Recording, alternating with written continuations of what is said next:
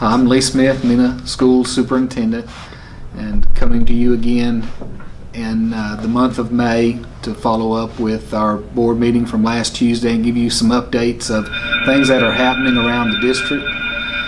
We did have our board meeting last Tuesday that was mostly informational, and I will share that information out with you, but also update you on some things that are happening around the district this summer that you should be aware of.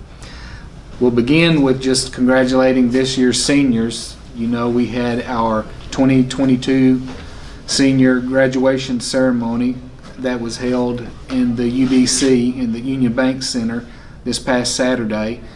It was very well attended, very well done, and I want to congratulate all the seniors for their journey through Mena Public Schools to graduation, and wish them all the best in their future endeavors.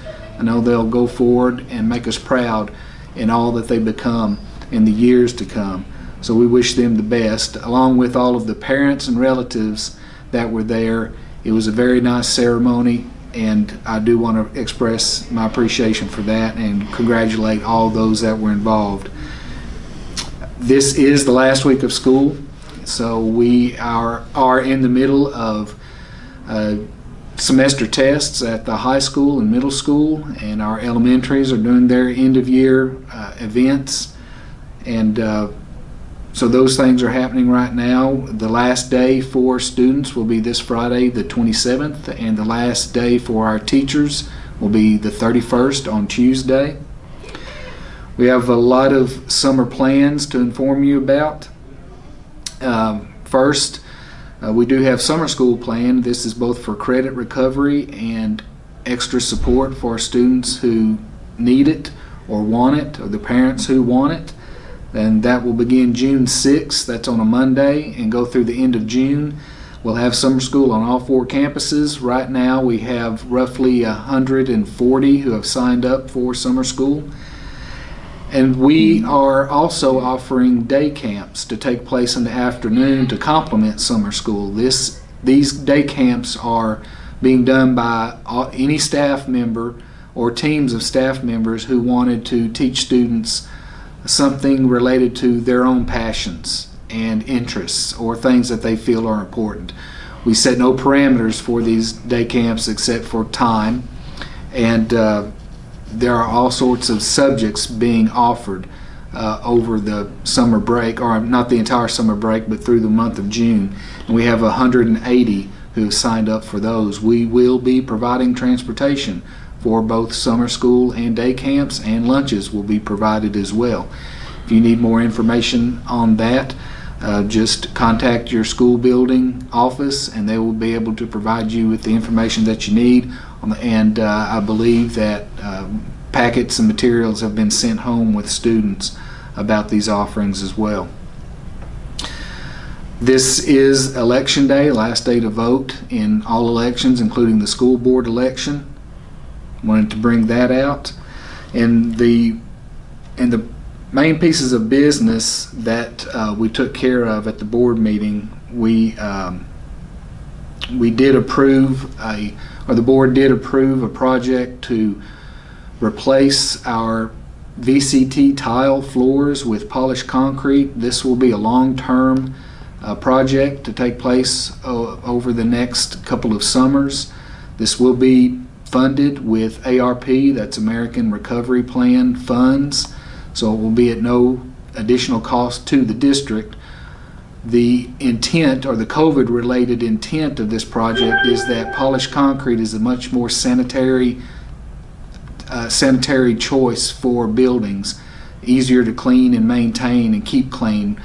The crevices and grooves and the baseboards in between tile are places that harbor pathogens of different kinds. And of course, the recovery money is not only intended to help recover from learning loss, but also intended to help schools become a cleaner, or to create cleaner environments. So this will also be a long-term investment for the future of the district where maintenance is concerned, because the maintenance and care for these floors are a lot less than the current tile floors. If you don't know exactly what we're talking about, the same projects are going on in Walmarts around the state. They're converting to polished concrete as well. So we've begun that process to find vendors and begin planning for those. We will also continue to wax the floors that we do have in the buildings, just as we do every summer. And this will have to be worked around because of the summer school schedule and other maintenance that's being done in the buildings. So there will be some movement of students as we do building maintenance and try to carry out summer school. So please be patient with us as we make those adjustments throughout the summer. We are also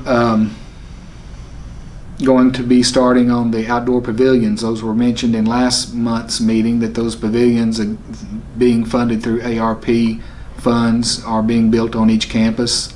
That construction will likely not begin until July, but those have been approved by the state, and we have the architectural drawings done, and our construction manager, C.R. Crawford, is seeking, will soon be seeking bids to build those buildings.